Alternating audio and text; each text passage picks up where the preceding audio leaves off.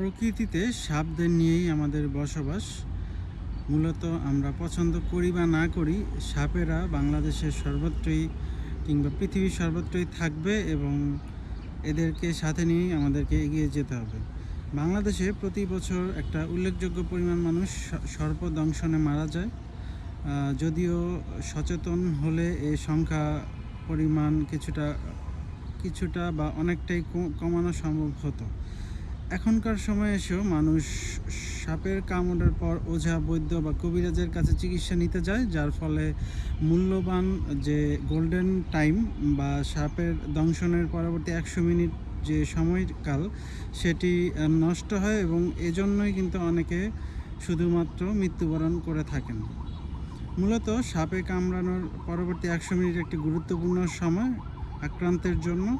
এজন্য সময় ক্ষেপণ না করে উপজেলা স্বাস্থ্য কমপ্লেক্স কিংবা সরকারি হাসপাতালে অ্যান্টিভেনমের জন্য যাওয়া উচিত। বাংলাদেশে মূলত 80% সাপই কিন্তু নির্বিষ, অর্থাৎ 100টি সাপের মধ্যে 80% প্রজাতির সাপই কিন্তু নির্বিষ এবং বাকি 20 প্রজাতির সাপও প্রায় 40 থেকে 80% পর্যন্ত ড্রাই বাইট বা বিষ ছাড়াই শুধুমাত্র আত্মরক্ষার খাতিরে কামড় দিয়ে থাকে।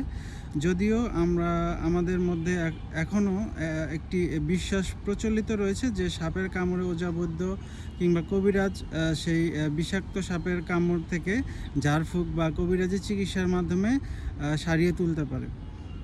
এবং আমি আমার পরিচিত অনেকের সাথেই কথা বলে তাদের মতামত জানতে পেরেছি বা তাদের অনেকেরই ধারণা যে আসলে ভালো ওঝা, বৈদ্য বা কবিরাজ চিকিৎসার মাধ্যমে বিষাক্ত সাপের কামড় থেকে রোগীকে বা আক্রান্তকে বাঁচিয়ে তুলতে পারে। মূলত সাপের কামড়ের পরে ঠিক কী ঘটে?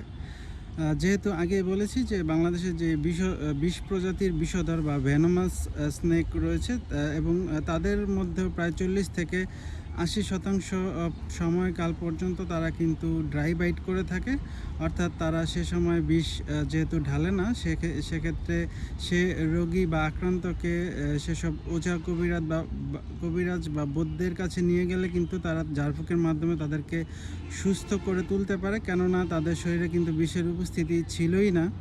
এজন্য কিন্তু আমরা মনে করে থাকি যে বিষধর সাপে কামড়ালে ওঝা, বৈদ্য বা কবিরাজ তাদেরকে সারিয়ে তুলেছে।